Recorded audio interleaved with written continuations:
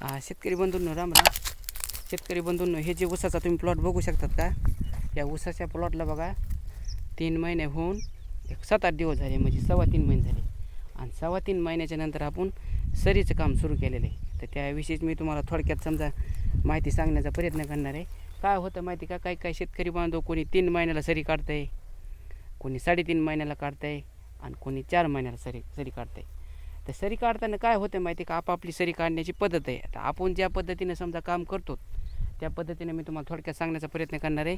एक ऊसाच्या क्षेत्रामध्ये का नाही, एक शेतकरी बंधूंनो जास्त लय मोठा तगडा अनुभव नाही आपला, पण एक 2-4 वर्षामध्ये आपण बरंच काही शिकलोत. आणि नवीन शिकण्याचा प्रयत्न आपला ते चालूच असते, म्हणजे ह्याच्यात नाही त्याच्यात नाही त्याच्यात.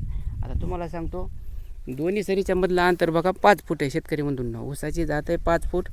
आणि आता सरी काढायला काय केलेलं आहे, हे जे बैलाच्या मानावर जे झुपलेलं आहे का, हे 5 फुटाचं आहे. आणि 5 जी अवताला लावलेली का, तुम्हाला 5 बी दाखवतो. 5 आहे बघा, पूर्णपणे 3 फुटाची 5 आहे. आता 3 फुटाची वळकायची कशी, ह्या बघा हे इथं होल आहे.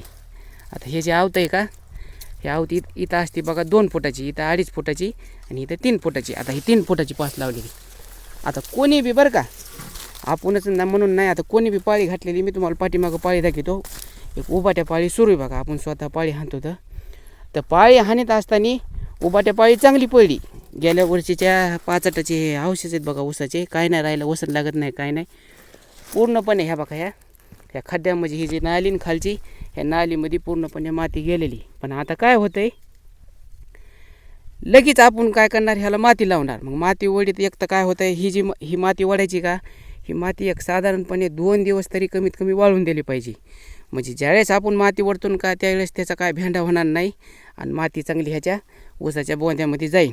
पण आपल्याला तसं नाही करायचं, बिलकुल नाही करायचं. आता काय करणार, आपण एक वेळेस ह्याला पाणी देणार. त्याचा बी मी कमेंट केली तर व्हिडिओ दाखवीन तुम्हाला. एक वेळेस पाणी देणार.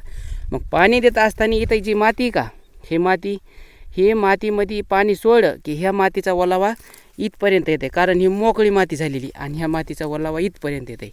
आता ओलावा आल्याच्यानंतर हे जे तुम्हाला का ह्याच्यात किलोचे, अर्धा किलोचे, 2 किलोचे जे ढेकळे आहेत काही बारीक सारीक खडीवाणी 16 MM तर पूर्णपणे ह्याची वावरी होणार. आणि भविष्यामध्ये ज्यावेळेस आपण सरीचं काम करणार का, त्यावेळेस जेवढी वावरी होईल का, तेवढी वावरी आपल्याला ढकलायला, इकडे ढकलायला अवताच्या सहाय्याने सोपं जाणार. खास करून बरं का, ज्या शेतकरी बांधवापाशी स्वतःचं आवत आहे, स्वतःचे बैल आहेत का, त्यांच्यासाठी व्हिडिओ हे कामाचा आहे. मग तिथून पुढं सरी आपली चांगली निघणार. आता ह्याच्यात बी का नाही, आता पहिली वेळेस म्हणजे 3.25 महिन्यामध्ये पहिली वेळेस पाळी टाकण्याचं आपलं काम सुरू आहे. अजून एक कमीत कमी 7 ते 8 वेळेस बैल ह्याच्यामध्ये चालणार आहे. आता तो कसा चालणार आहे, सरी कशी काढणार आहे, अगदी आपली ट्रॅक्टरची सरी कशी निघते का, तशीच हुबेहूब समजा त्याच्यापेक्षा भारी म्हणलं काहीच अडचण नाही. तुम्ही एक कमेंट केली तर ते बी मी तुम्हाला दाखवण्याचा प्रयत्न करणार आहे.